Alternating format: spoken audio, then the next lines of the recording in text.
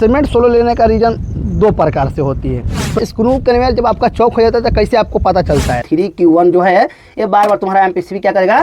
दोस्तों आज इनको बताने वाला हूं जब सीमेंट हम लोग का स्लो लेता है बार बार तो कैसे ठीक कर सकते हैं, और यहीं पर स्क्रू कन्वेयर जो हम लोग का है बाई चांस चौक हो जाता है तो उसको कैसे सोल्यूशन आता है और कैसे पता करते हैं। ये मेरे प्लांट के हेल्पर हैं जो आपको भी सिखाने को मिलेगा इस वीडियो से और इनको भी सीखने को मिलेगा। जिससे में स्क्रू कन्वेयर जब पूरा चौक हो जाता है तो कैसे पता चलता है कि हम लोग का जो स्क्रू कन्वेयर है वो चौक हो गया या कुछ अंदर जो है वो फंस चुका है या आपका सीमेंट जो है बार बार स्लो ले रहा है।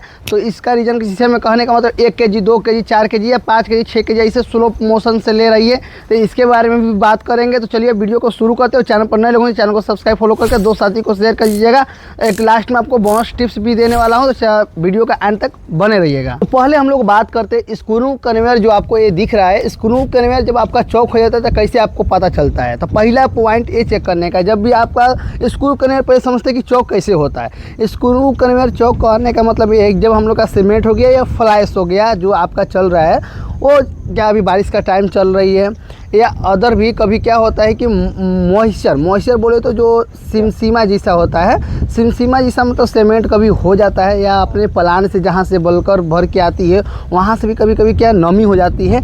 नमी के चलते जो आपका स्क्रू कन्वेयर यहाँ से दिख रहा है ना, जब स्क्रू कन्वेयर से सीमेंट लेता है तो उसके चलते क्या होता है ये पूरा चौक हो जाता है।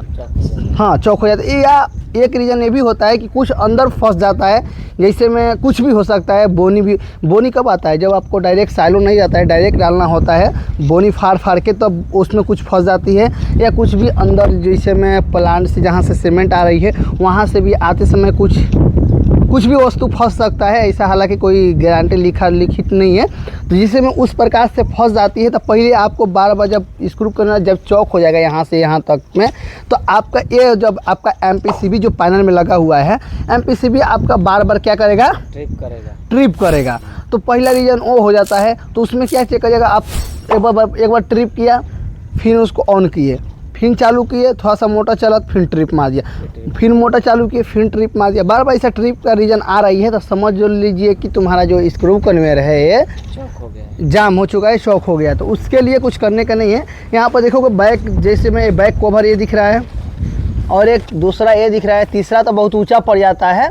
जिससे में नॉर्मल रहता है तो खाली यहाँ से ही खोल के मोटर के रिवर्स कर दोगे ना तो ये स्क्रू कन्वेयर जो चौक होता है जाम रहता है तो ये निकल जाता है। कल भी मेरे को एक भाई का कॉल आया था कि ऐसा प्रॉब्लम हो रहा है, एमपीसीबी बार बार ट्रिप कर रहा है और सीमेंट ले ही नहीं रहा है। तो जो नए लोग रहते हैं तो उनको नहीं पता चलता है कि बार बार एमपीसीबी ट्रिप कर रहा है और सीमेंट नहीं ले रहा है। तो जब आपका स्क्रू कन्वेयर यहाँ पर पूरा चौक या जाम हो जाएगा और बार बार एमपीसीबी ट्रिप करेगा तो वो तो हालांकि जाम सीमेंट तो लेगा ही नहीं और बार बार ट्रिप करेगा ही, तो आपको पकड़ना पड़ता है कि ये हुआ क्या है। तो इसके लिए पहले यहाँ से कवर खुलवाएंगे जब नॉर्मली रहेगा सीमेंट, जिसमें ज़्यादा मॉइस्चर नहीं रहेगा, नॉर्मल रहेगा। तो एक खोलने पर आप मोटर को रिवर्स दो प्रकार से कर सकते हो, आगे जानते हैं। तो वहाँ से खोल के मोटर को रिवर्स करोगे तो क्या होगा, सीमेंट पूरा निकल जाता है नीचे। तो रिवर्स करने के लिए दो तरीका होता है, एक मोटर केने से कर सकते हो, एक जो पैनल होता है पैनल केने से कर सकते हो। ठीक है, तो मोटर के केने से कैसे कर सकते हो, जिसमें तीनों आता है ना, RYB आता है। तो उसमें से दो छेड़ा को चेंज करने का, दो छेड़ा को RY है या YB को भी ले सकते हो। YB का मतलब Y वाले को B में लगा देने का, B वाले को Y में लगा देने का। तो उसमें क्या होगा, आपका मोटर जो है वो रिवर्स घूमने लगेगा। यहाँ से एक बार करके खोल के यहाँ से खोल दिए और यहाँ से सीमेंट निकाल रहे हो रिवर्स करके, तब पर भी बार बार आपका एमपीसीबी ट्रिप कर रहा है तो दूसरा वाला भी खोलना पड़ जाएगा। जब ज़्यादा चौक हो जाता है तो मॉइस्चर पकड़ता है तो रिवर्स भी ना हो पाता है, समझे। नॉर्मली आराम से रिवर्स करना पड़ता है। एक काली मोटर को ऑन करके छोड़ दोगे तो ट्रिप में मारेगा। नॉर्मली मतलब एक बार मैनुअली करके थोड़ा स्क्रू कन्वेयर का चलाओगे तो निकल जाती है। तीनों कभी कभी क्या होता है, तीनों जो होता है आपका खोलना पड़ जाता है, तब जाके क्या होता है ये प्रॉब्लम का सोल्यूशन आपको मिलता है। और दूसरा रीज़न में ये भी होता है कि आपका स्क्रू कन्वेयर ज़्यादातर चौक नहीं होता है और बार बार ट्रिप मार रहा है एमपीसीबी, तो कभी कभी एमपीसीबी भी चेक करना पड़ता है कि एमपीसीबी आपका सही है कि नहीं। उसको चेक करने के लिए मल्टीमीटर से लेके कंटिन्यूटी पर रख के उसका रीडिंग चेक करने का कि सही आ रहा है कि नहीं आ रहा है। उसमें आता है, जिससे मेरा वीडियो भी बना है मल्टीमीटर पर कैसे होता है। नहीं बोलोगे तो मैं कमेंट करिएगा तो मैं वीडियो बना दूंगा, या आप लेट से देखिएगा तो मेरा वीडियो बन जाएगा, आपको भी समझा देंगे कैसे करना है। ठीक है, ये रीज़न तो आपको समझ में आ गया। स्क्रू कन्वेयर चौक हुआ तो आपका एमपीसीबी बार बार ट्रिप करेगा, और ट्रिप कर रहा है तो पहले आकर चेक करने का कि मेरा सीमेंट जाम है कि नहीं है। और हाँ, यहाँ जब खोलोगे तो ऊपर का जो ये है लॉक यहाँ पर दिया हुआ है, हैंडल दिया हुआ है, हैंडल को यहाँ पर बटरफ्लाई को लॉक करोगे। तब लॉक करने के बाद ही क्या करोगे कि यहाँ से खोलोगे ना तो सीमेंट क्या होगा, गिरने लगेगा, समझे। हाँ, साइलो से गिरने लगेगा तो उसको लॉक कर दोगे। और मोटर के यहाँ से कर दो। चलिए अभी पैनल के अंदर आपको समझा देते हैं कि कहाँ से कैसे रिवर्स कर सकते हो। मोटर के बारे में समझा दिया, जिसमें RYB हो उसमें से कोई एक छेड़ा के इधर लगा देने का, एक छेड़ा को उधर लगा देने का, तो वो रिवर्स ऑटोमेटिक हो जाता है, ठीक है। और वहीं पर आपका सोलो सीमेंट ले रहा है। सीमेंट सोलो लेने का रीज़न 2 प्रकार से होती है। पहले तो आप लोग ये बटरफ्लाई वाल के हफ्ता में 1 वीक पे आप लोग इसको घुमाते नहीं हो। 1 वीक में इसको घुमाओगे तो बटरफ्लाई आपका कभी लॉक नहीं होगा। उसमें क्या होता है, लॉन्ग समय तक रखने से सीमेंट साइड से जम जाती है, तो तुम्हारा आपका बटरफ्लाई वाल है वो ओपन क्लोज नहीं हो पाता है, तो उसके चलते भी मॉइस्चर हो जाता है, तो उसमें सीमेंट स्लो आता है। और दूसरा रीज़न ये भी होता है कि सीमेंट जो ये आपको दिख रहा है, सीमेंट के अंदर है, साइलो के ऊपर जो है, साइलो के ऊपर साइड दिख रहा है, साइड से क्या होता है, सीमेंट जम जाती है। सीमेंट जम जाती है तो पर भी क्या होता है, सीमेंट सोलो लेता है या कभी लेता भी नहीं है, या जब कभी कभी नहीं लेता है तो हैमर जो होता है, हथौड़ी जानते हो ना, हथौड़ी से इस पर ठोकना पड़ता है, ठीक है। तो ठोकोगे तब पर भी सीमेंट आपका लेने लगेगा। ये बार बार आपका प्रॉब्लम आ रहा है, ठीक नहीं हो रहा है, तो अंदर समझो कि सीमेंट साइड से क्या है, जम चुका है। तो उसको ठीक करने के लिए जिसमें आपका साइलो भरा रहेगा तो थोड़ा बहुत डिफ़िकल्ट हो जाएगा साइलो को, मतलब उसको क्लीन करते हुए।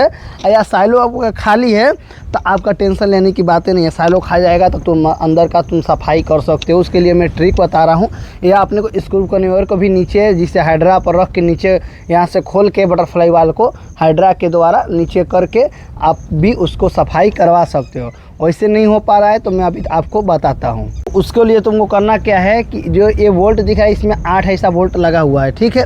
तो इस बोल्ट में आप इससे 1 से 2 इंच बड़ा देने का, इससे क्या बड़ा इंच 2-3 इंच इससे बड़ा मंगाने का बोल्ट, जिससे मैं 4 बोल्ट मंगाने का। ऐसे में ज़्यादा बड़ा मंगाओगे तो ऊपर जो है अड़ने लगता है, ठीक है। तो थोड़ा सा बड़ा मंगाने का 2 से 3 इंच इतना मंगा लोगे तब पर भी चलेगा, ऊपर नहीं अड़े।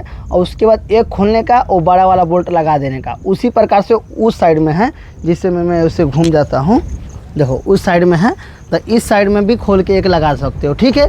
एक इस साइड में लगा सकते हो, एक बैक साइड में लगा सकते हो। तो चारों कोना क्या होगा, इस साइड में एक साइड में खोल के लगा सकते हो, ठीक है। तो एक खोल दोगे तो तुम्हारा होगा क्या कि तुम्हारा ये पूरा ये बोल्ट को अभी खोल देने का, ठीक है। जिससे इधर आओ, इधर से समझाता हूँ कि ये तुम्हारा जो बोल्ट है, अब ये पुराने वाले स्क्रू को जो नट बोल्ट लगा हुआ है इसको खोल देने का, वो 4 बोल्ट पे टाइट हो जाएगा। इसको ढीला रखने का नॉर्मली, और उसको ढीला कर देने का, वो वाले बोल्ट को ढीला करोगे तो इसमें गैप मिल जाती है। क्योंकि बड़ा बोल्ट लगाओगे तो थोड़ा सा वो क्या होगा, नीचे आता है, स्क्रू कन्वेयर क्या होता है, नीचे आता है, बटरफ्लाई नीचे आता है। इसको निकाल देने का तो कोई दिक्कत नहीं होता है, समझे।